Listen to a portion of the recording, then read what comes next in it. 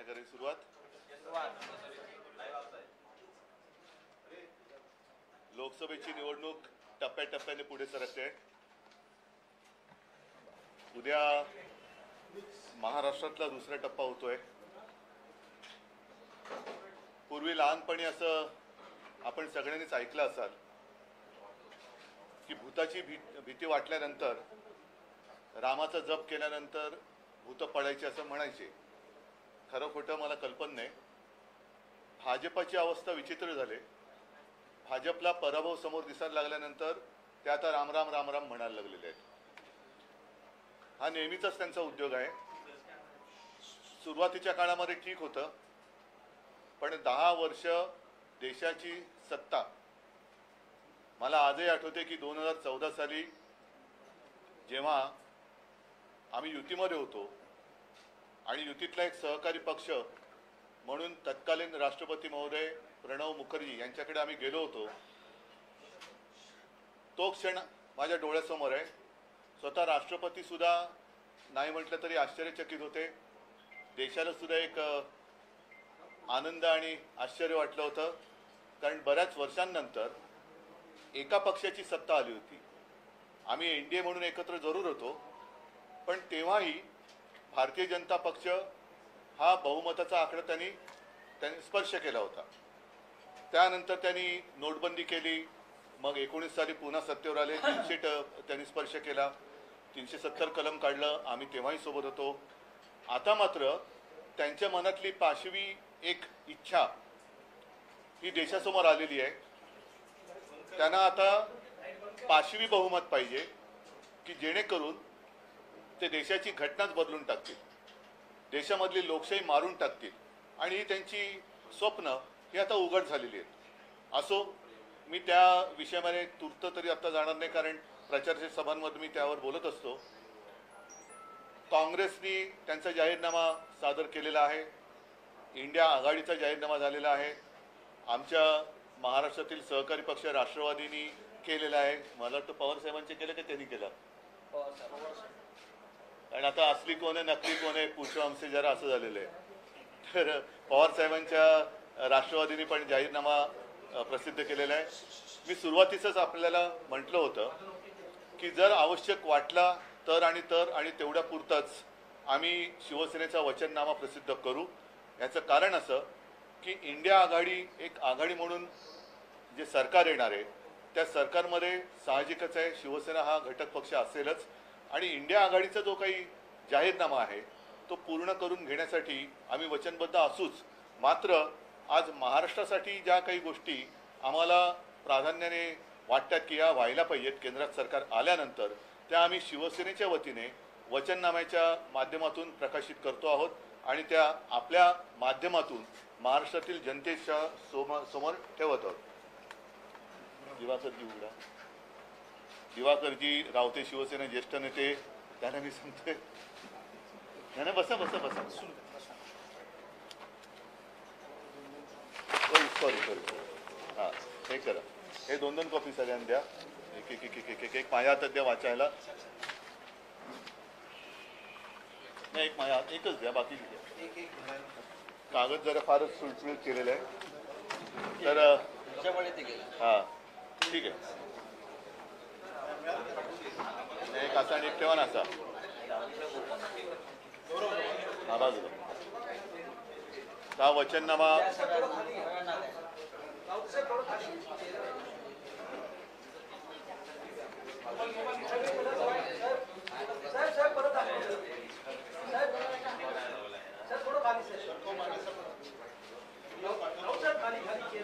अरे थांबा रे, आता आम्हाला बोलू द्या ना जरा.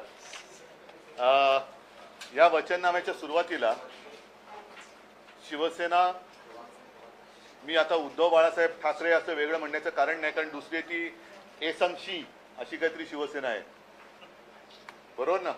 एक आहे ती एसंशी अशी शिवसेना. त्या एसंशी सेनेबद्दल मी बोलत नाही, मिंदे सेनेबद्दल बोलत नाही. एसंशी सेना जर शिल्लक असेल तर त्यांचा जाहीरनामा ते देतील. पण मी शिवसेनेच्या वतीने एक जनतेला विनंती केली की आपले आशीर्वाद असू द्या. आणि आशीर्वाद कशासाठी असू द्या त्याच्याबद्दल आम्ही एक थोडक्यामध्ये त्याचं विवेचन केलेलं आहे आणि नंतर मात्र जे वचननाम्यातले ठळक मुद्दे आहेत ते मी आपल्यासमोर मांडू इच्छितो. सर्वांनाच आता हे कळलेलं आहे की गेल्या खास करून 2-2.25 वर्षात महाराष्ट्र विकास आघाडीचं सरकार गद्दारी करून पाडल्यानंतर महाराष्ट्र लुटण्याचा एक कलमी कार्यक्रम हे पोकळ इंजिन सरकार करते आणि त्याला साहजिकच केंद्राचा आशीर्वाद आहे. महाराष्ट्रातले उद्योगधंदे पळवले जात आहेत, महाराष्ट्रात येणारे उद्योगधंदे पळवले जात आहेत. हिरे व्यापार, हिरे बाजार तो पळवला, क्रिकेटची मॅच पळवली, फिल्मफेअर अवॉर्डचं फंक्शन पळवलं, सगळ्याच गोष्टी पळवल्या जात आहेत आणि महाराष्ट्राचं वैभव हे लुटलं जाते. हे महाराष्ट्राचं वैभव लुटलं जाते. ती लूट इंडिया आघाडीचं सरकार आल्यानंतर आम्ही पहिल्या प्रथम थांबू आणि महाराष्ट्राचं जे वैभव वाढत होतं महाविकास आघाडीच्या काळात ते त्यापेक्षा जास्त पटीने, कारण तेव्हाचं सरकार, केंद्र सरकार, मोदी सरकार हे महाविकास आघाडीच्या सरकारला महाराष्ट्राच्या विकासासाठी काहीही मदत करत नव्हतं. आता इंडिया आघाडीचं सरकार देशामध्ये येईल, साहजिकच आहे. येत्या काही महिन्यांमध्ये विधानसभेच्या निवडणुका झाल्यानंतर महाविकास आघाडीचं सरकार राज्यात सुद्धा येईल आणि दोन्हीकडे आमच्या आघाडीचे सरकार आल्यानंतर जो काही एक खड्डा या मोदी सरकारने महाराष्ट्रामध्ये पाडलेला आहे तो भरून काढून अधिक जोमाने आम्ही महाराष्ट्राचं वैभव पुन्हा एकदा प्राप्त करून देऊ. आणि त्याच्यामध्ये जसं एक आर्थिक केंद्र हे मुंबईला येणार होतं, गिफ्ट सिटी मुंबईला येणार होती, ती पळून नेली गुजरातला. ठीक आहे, आम्ही गुजरातचं काय ओरवडून घेणार नाही. अगदी इंडिया आघाडीचं सरकार आल्यानंतर देखील प्रत्येक राज्याचा आम्ही मान सन्मान ठेवू. गुजरातच्या हक्काचं गुजरातला जरूर देऊ. उत्तर प्रदेश, बिहार, कर्नाटक, हिमाचल प्रदेश, आसाम, जी राज्य आहेत त्या सगळ्या राज्यांचा आदर ठेवून त्यांना जे जे आवश्यक असेल ते सगळं आम्ही त्यांना देऊच, त्याच्याबद्दल काही वादच नाही आहे. पण वित्तीय केंद्र हे नव्याने आम्ही आमच्या महाराष्ट्रामध्ये उभं करू की जेणेकरून अनेक रोजगाराच्या संध्या उपलब्ध होतील. सुशिक्षित जे आता तरुण रोजगाराविना आहेत, युवती आहेत, त्यांना रोजगाराची संधी उपलब्ध होईल. शहरांमध्ये रोजगाराची संधी उपलब्ध करत असताना ग्रामीण भागामध्ये सुद्धा अनेक तरुण असे आहेत की जे शिकले सवरलेत पण तिथे नोकरीची संधी नाही आहे, म्हणून त्यांना स्थलांतर करावं लागते. आपल्याच राज्यातही करावं लागते आणि काही ठिकाणी परराज्यात सुद्धा करावं लागते. अनेक वेळेला माध्यमातून बातम्या येतात की चांगले सुशिक्षित तरुण, मी तरुण म्हणतो, मी त्याच्यामध्ये तरुणी देखील आल्या, देश सोडून पण जात आहेत. तर त्यांना तिथल्या तिथे स्वतःच्या जिल्ह्यातच, गावातच रोजगार कसा निर्माण करता येईल याच्यावरती सुद्धा आम्ही अधिक लक्ष देणार आहोत. करोनाचं संकट हाताळत असताना एक गोष्ट प्राधान्याने आढळली ती म्हणजे आपल्या आरोग्य सुविधांमध्ये असलेली उणीव. जिल्हा रुग्णालय जे आहेत त्या जिल्हा रुग्णालयांमध्ये काही ठिकाणी जरूर झाले असतील, पण प्रत्येक जिल्हा रुग्णालयात अत्याधुनिक जी काही उपकरणं आहेत ती उपकरणं आणून ती सगळी जिल्हा रुग्णालयं अद्ययावत करण्यात येतील. ग्रामीण भागामध्ये ज्याला आपण प्राथमिक उपचार केंद्र म्हणतो, माझ्या असं लक्षात आलं की काही प्राथमिक उपचार केंद्रामध्ये ज्याला PSC म्हणतो तिकडे थर्मामीटर्स पण नाही आहेत, नर्सेस नाही आहेत, डॉक्टर्स नाही आहेत. मधल्या काळामध्ये तर आपण पाहिलं असाल की नांदेड, नागपूर, अगदी ठाण्यामध्ये सुद्धा औषधाविना रुग्णांचे मृत्यू झाले. तर अशी कुठेही आम्ही कमतरता ठेवणार नाही. सगळीकडे व्यवस्थित आरोग्य यंत्रणा ही अद्ययावत केली जाईल, राबवली जाईल. त्याच्यानंतर शेतकऱ्यांच्या बाबतीमध्ये अत्यंत महत्त्वाचा प्रश्न, इंडिया आघाडीचं सरकार आल्यानंतर त्या वचननाम्यात आहेच की शेतकऱ्यांना कर्जमुक्त केलं जाईल. महाराष्ट्रामध्ये आम्ही केवळ कर्जमुक्त करून नाही थांबणार. इंडिया आघाडीचं सरकार आल्यानंतर केंद्राच्या माध्यमातून ती यंत्रणा राबवली, कर्जमुक्तीची हे होईलच. पण शेतकऱ्यांना जो पीक विमा मिळतो त्या पीक विम्याचे निकष हे कंपन्यांनी ठरवले आहेत आणि ते निकष एवढे विचित्र आहेत. एक तर नुकसान झालेलं असतं आणि या कंपन्यांच्या वाऱ्या करून शेतकरी थकून जातो आणि नको ती नुकसान भरपाई ह्या परिस्थितीत तो येतो. तर हे निकष बदलले जातील आणि शेतकऱ्यांना त्यांची जी काही योग्य ती नुकसान भरपाई आहे ती मिळालीच पाहिजे याच्यावरती केंद्राचं आणि सरकारचं लक्ष असेल. दुसरी गोष्ट अशी की सध्या एका योजनेचा गवगवा केला जातो, ती काय सन्मान योजना.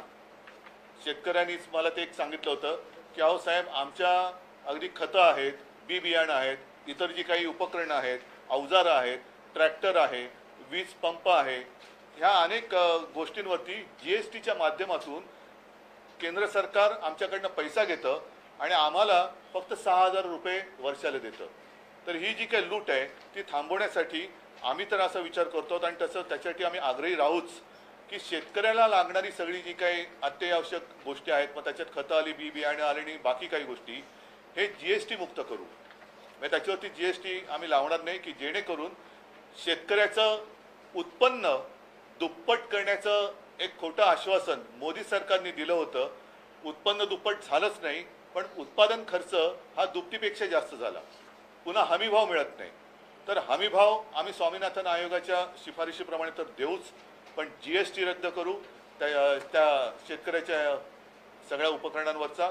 आणि अनेकदा असंही होतं की कापूस पिकवलाय, सोयाबीन पिकवलंय, डाळी आहेत, आणखीन काही आहेत, तो साठवून ठेवण्यासाठी शेतकऱ्याकडे जागा नसते. आम्ही शेतकऱ्यांना गोदामं बांधून देऊ, जिथे आवश्यक असेल तिकडे शीतगृह देऊ की जेणेकरून जोपर्यंत तो माल त्याचा विकला जात नाही तोपर्यंत त्याला त्याच्या घरामध्ये ठेवायला जर जागा नसेल तर तिकडे तो त्याच्या नावानेच तो ठेवू शकतो आणि जेव्हा जरूर वाटेल तेव्हा तो बाजारात तो आणू शकतो. सर्वांना माहिती आहे की मी मुख्यमंत्री असताना एक वेगळी कल्पना राबवण्याचा प्रयत्न केला. ज्याला मार्केट आहे तेच उत्पादन काढायचं, तेच पीक घ्यायचं, म्हणजे जे विकेल ते पिकेल. आणि त्याच्यासाठी माझी एक कल्पना होती, कृषी खात्यामध्येच एक रिसर्च म्हणजे सर्वे करणारं केंद्र स्थापन करायचं की जगभरामध्ये पुढच्या वर्षी कशाला भाव आहे, कशाला डिमांड आहे, देशभरामध्ये कोणत्या पिकाला उद्या मागणी असणार आहे, आणि तसं शेतकऱ्याला एक मार्गदर्शन करून ते पीक घ्यायचं की जेणेकरून शेतकऱ्याला बाजारभाव नाही, हमी भाव नाही म्हणून कपाळावरती डोक्याला हात लावून बसण्याची वेळ येणार नाही. तर शेतकरी ज्याला उद्या ज्या मालाला मागणी आहे तेच पीक घेईल आणि त्याला हमखास भाव मिळेल, अशी सुद्धा आमची एक मांडणी आम्ही करणार आहोत की जेणेकरून शेतकरी हा कर्जमुक्त झाला पाहिजे. कर्जाच्या म्हणजे वडिलांचं कर्ज असतं, त्याच्यातच मुलाचा जन्म होतो, मग मुलगा मोठा होतो, त्याच्या डोक्यावरती कर्ज चढतं, मग त्याच्या मुलाच्या डोक्यावरती कर्ज, म्हणजे तो कर्जातच जन्माला येतो आणि कर्जातच त्याचं निधन होतं.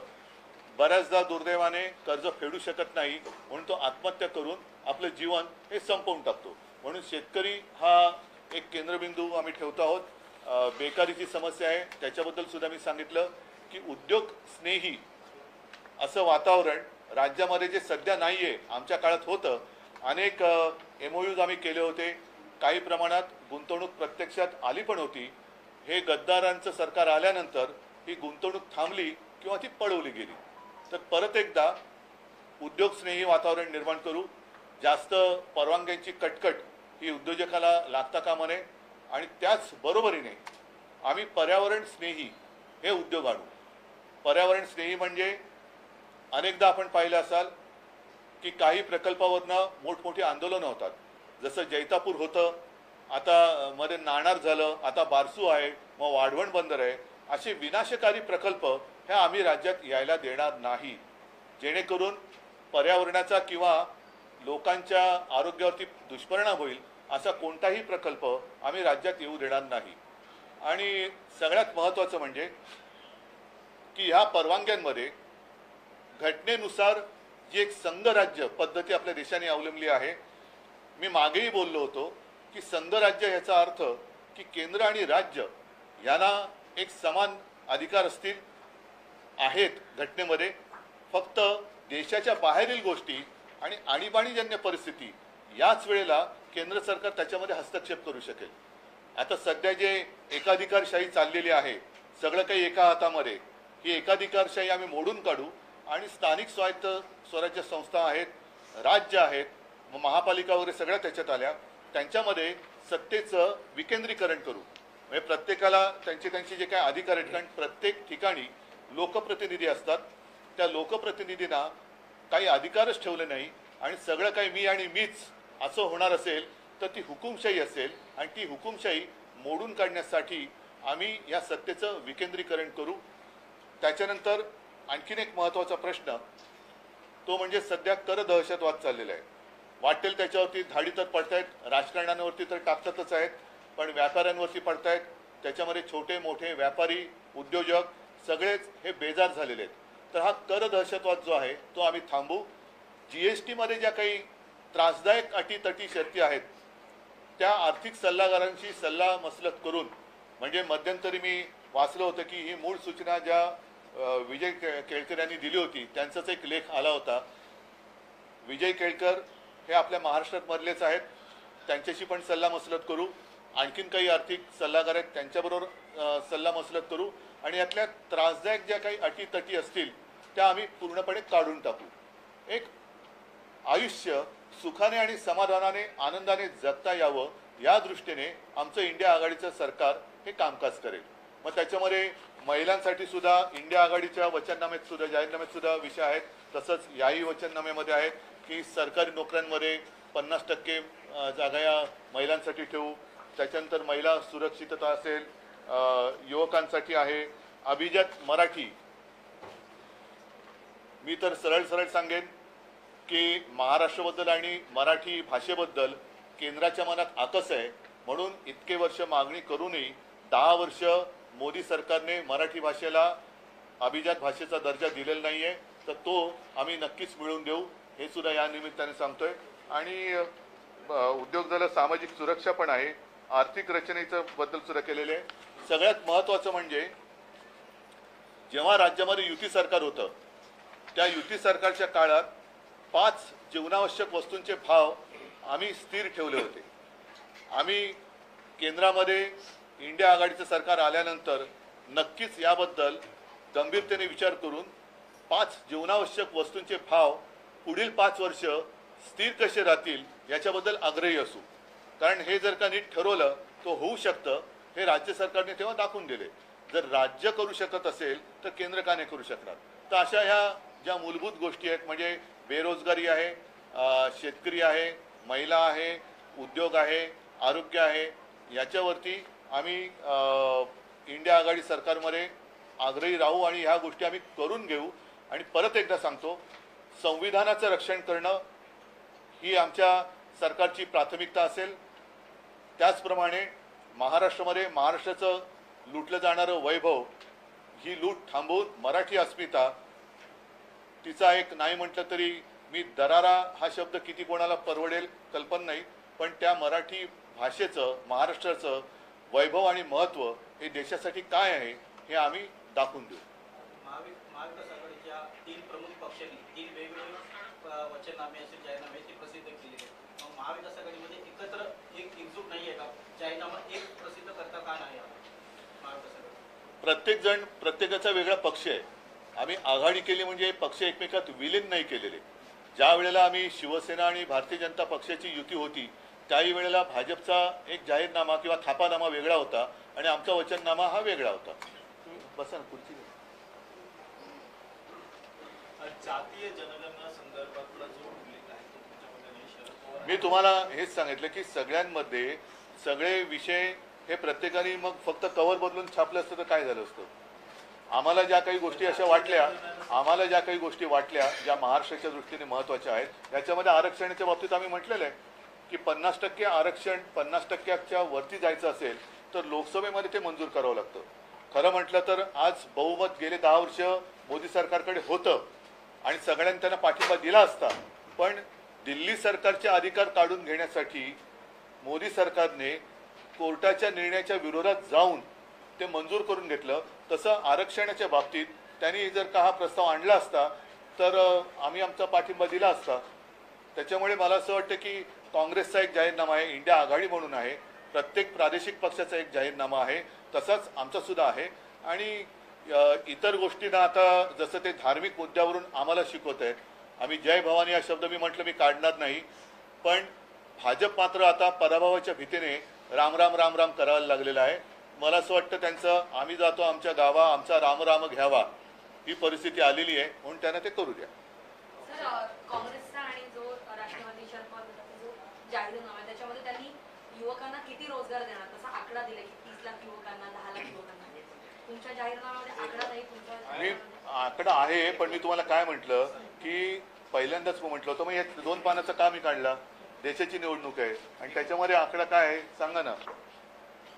1 वर्षात 30 लाख सरकारी आणि सार्वजनिक क्षेत्रातील उपक्रमात नोकर भरती करून तरुणींना रोजगार उपलब्ध करून देणार. बरोबर आहे, पण त्या पलीकडे सांगतो की शेवटी आम्ही एकत्र तिकडे राज्य कारभार बघणार म्हटल्यानंतर साहजिकच आहे प्रत्येकाचे जाहीरनामे तेव्हा समोर ठेवून त्यानुसार वेगळे पण त्याच्यात काय जर असेल तर त्याच्यावरती तो पक्ष अधिक लक्ष देईल. नाहीतर एक सामूहिकपणाने जो इंडिया आघाडीचा वचननामा आहे किंवा जाहीरनामा आहे त्याच्यावरती आम्ही मिळून काम करू. महिलांसंदर्भात आपण सुरक्षेसंदर्भात देखील या जाहीरनाम्यात म्हटलेलं आहे की HIT चॅट बोर्डसारख्या अत्याधुनिक तंत्रज्ञानाचा वापर केला जातो. तो नेमका कसा असणार आहे तुम्ही मत द्या ना मग सांगतो.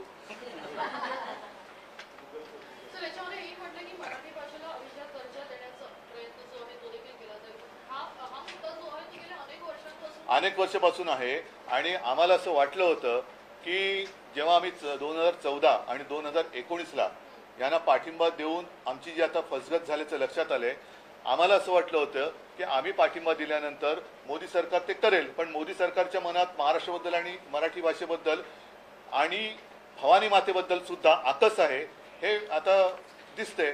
कारण मोदीजी इतर सगळ्या मंदिरात गेलेत पण अजून मला नाही वाटत तुळजाभवानीच्या मंदिरात कधी गेलेत. मी राम मंदिरात का गेलो नाही हे अमितच्या जाहीर सभेत विचारतात, तर मी आज जाहीरपणे विचारतोय मोदीजी किंवा शहा हे अजून माझ्या तुळजाभवानी मातेच्या मंदिरात का गेले नाही हा महाराष्ट्राच्या मनातील प्रश्न आहे. आणि मग त्यांनी मला प्रश्न विचारावा. आणि राम मंदिरामध्ये जेव्हा अयोध्येमध्ये हा सोहळा चालला होता तेव्हा तुमच्या सगळ्यांच्या साक्षीने मी नाशिकच्या काळाराम मंदिरात गेलो होतो, पण अद्याप परत एकदा सांगतो आता तर महाराष्ट्रामध्ये ते अनेकदा येत आहेत.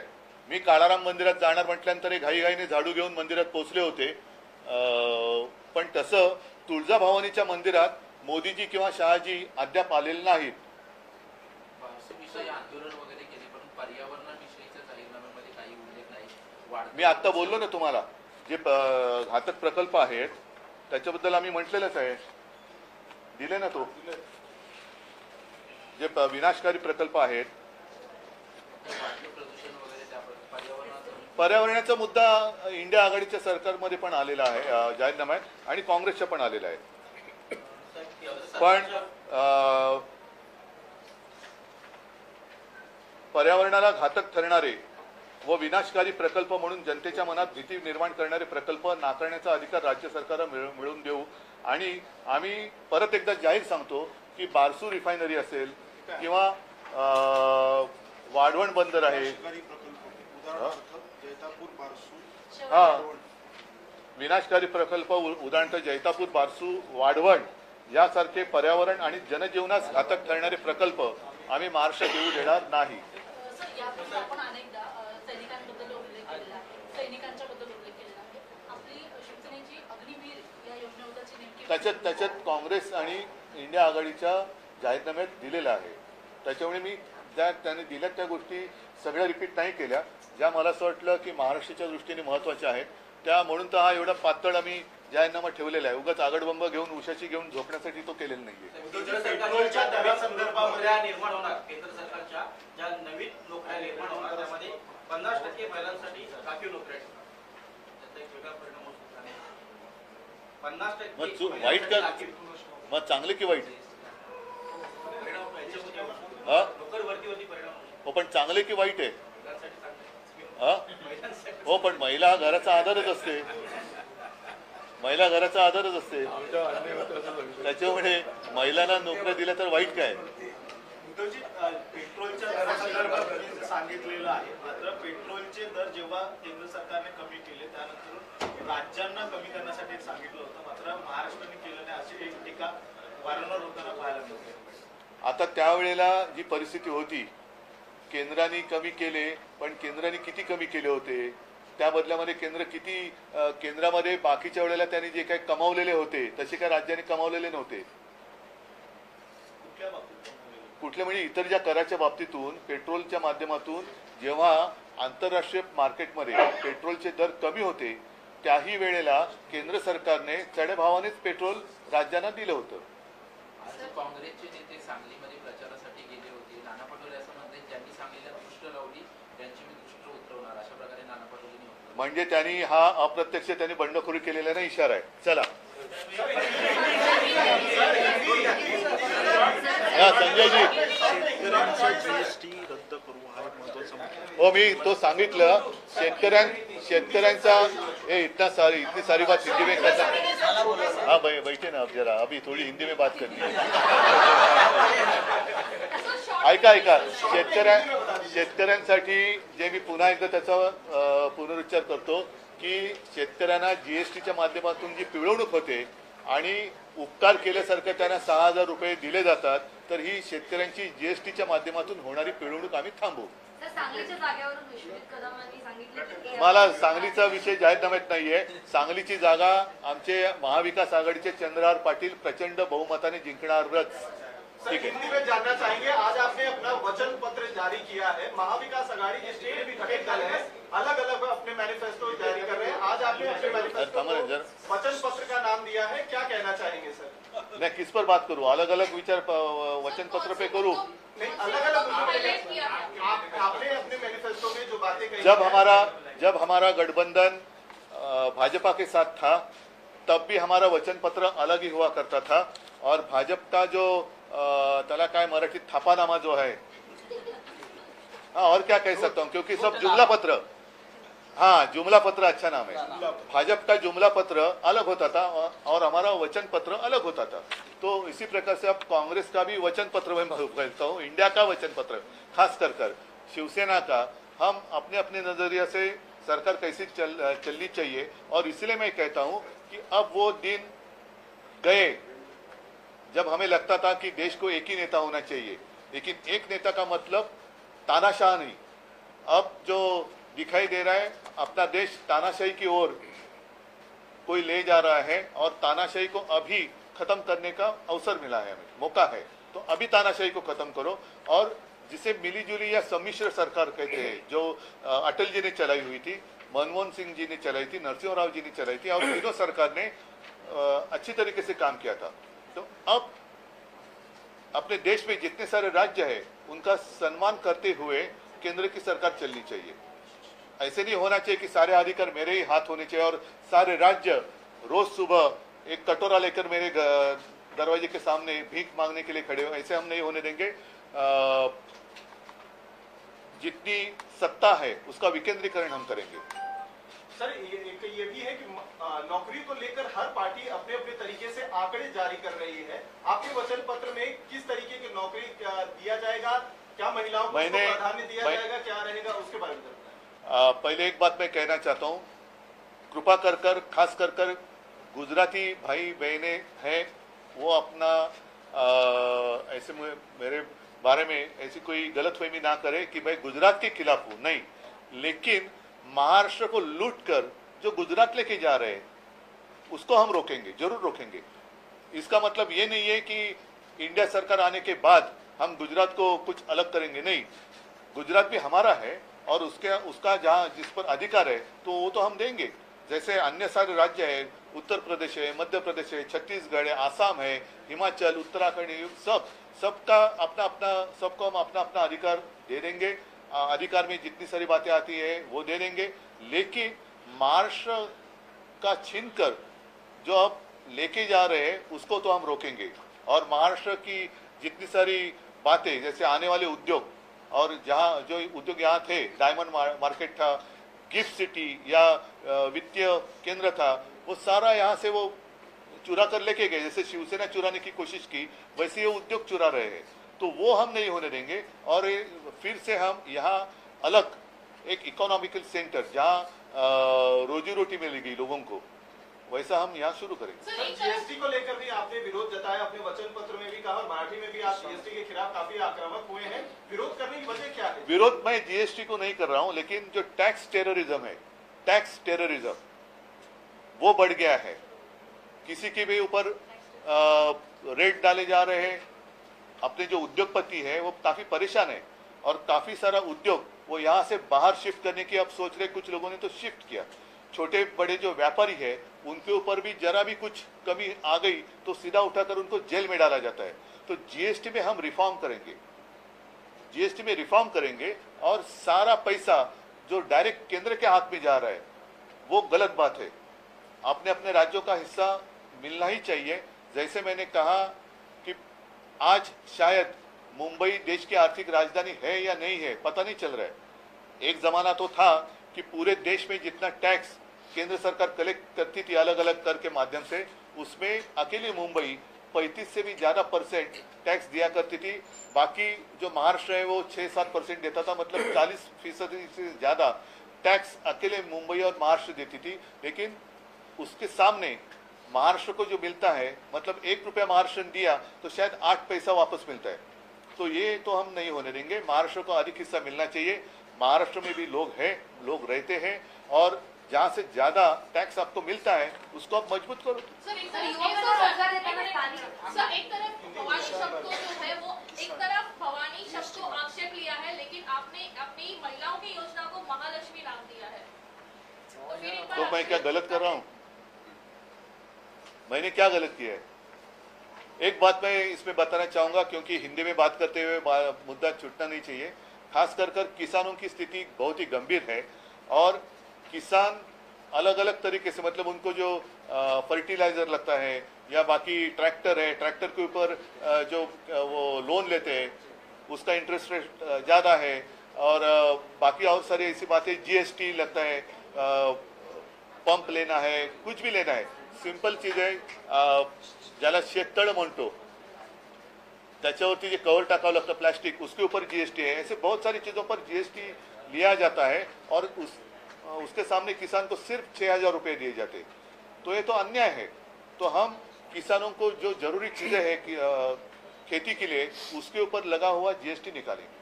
कर्नाटक की सरकार ने जो है सर ओबीसी के हिस्से का जो आरक्षण था वो लेकर मुसलमानों को दे दिया गया है, ओबीसी के साथ अन्याय कर रही है कांग्रेस, ऐसा प्रधानमंत्री नरेंद्र मोदी ने आज भाषण दिया है। आप इस पर देखो, मोदी जी एक मैंने कहा ना, बचपन में कहते थे कि अगर कहीं पर भूत दिखाई जाए, देखा तो नहीं मैंने कभी, लेकिन ऐसे लगा तो राम राम राम राम राम राम बोलो। तो अभी बीजेपी को सामने डिफीट दिखाई दे रहा है, वो हारने वाले हैं, इसलिए वो अभी राम राम राम राम राम राम करने वाले हैं। तो कुछ भी मुद्दा उछल रहे हैं, वो प्रधानमंत्री एक अपना एक गरिमा होती है और एक लेवल होती है, उसको छोड़कर बातें कर रहे हैं। जैसे उन्होंने हमारी शिवसेना को नकली सेना कहा, ये प्रधानमंत्री को शोभा नहीं देता। जिस तरीके से वो बात कर रहे हैं, कौन किस क्या खा रहा है, कौन मांस खा रहा है, कौन मच्छी खा रहा है, किसको ज्यादा बच्चे होते हैं। अरे आप देश के प्रधानमंत्री हो, पिछले 10 साल आपने कारोबार किया है, तो 10 साल में आपने क्या दिया इस पर बात करो। तो वो नहीं कर रहे। फिर से वो दोबारा वही बात, वही रिकॉर्ड, जो एक ग्रामोफोन हुआ करता था और रिकॉर्ड अटकती थी, तो उनकी रिकॉर्ड वहीं पर अटकी है। सर वो तो कह रहे हैं कि जो कांग्रेस का मैनिफेस्टो है उसमें ये कहा गया है कि जिसके पास ज्यादा संपत्ति होगी वो संपत्ति लेकर मोदी जी ने कुछ मोदी जी ने कहीं से वो ट्रांसलेशन किया होगा तो उसमें उनको दिखाई दिया होगा, मुझे तो वो दिखाई नहीं दिया। और भाजपा क्या, कांग्रेस क्या करेगी, ये क्या करेगी, वो छोड़ो। आपने क्या किया, जैसे अभी आपने कहा कि जय भवानी शब्द पर उन्होंने आक्षेप ले लिया, लेकिन वो तो खुलेआम राम का प्रचार कर रहे हैं और आज तक कभी भवानी माता के मंदिर में भी नहीं गए हमारे। तो क्यों महाराष्ट्र में आते हो? भवानी माता का आशीर्वाद आज तक 10 साल में आपको समय नहीं मिला भवानी माता के दर्शन करने के लिए? भवानी माता का जो दर्शन 10 साल नहीं कर सकते हैं, वो महाराष्ट्र को क्या नहीं देंगे? उद्धव जी, आपने कहा कि महाराष्ट्र में पर्यावरण आता बस महाविकास काळामध्ये देवेंद्र फडणवीस असतील, गिरीश महाजन असतील, आशिष शेलार आणि रवींद्र त्यांचा जाहीरनाम्यात उल्लेख नाहीये। चला धन्यवाद। हा, जय महाराज। युवकांना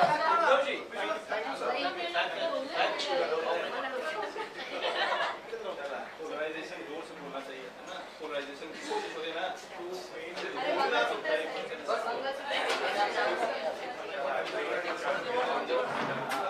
काय करायची सुरुवात? लोकसभेची निवडणूक टप्प्याटप्प्याने पुढे सरकते आहे। उद्या महाराष्ट्रातला दुसरा टप्पा होतोय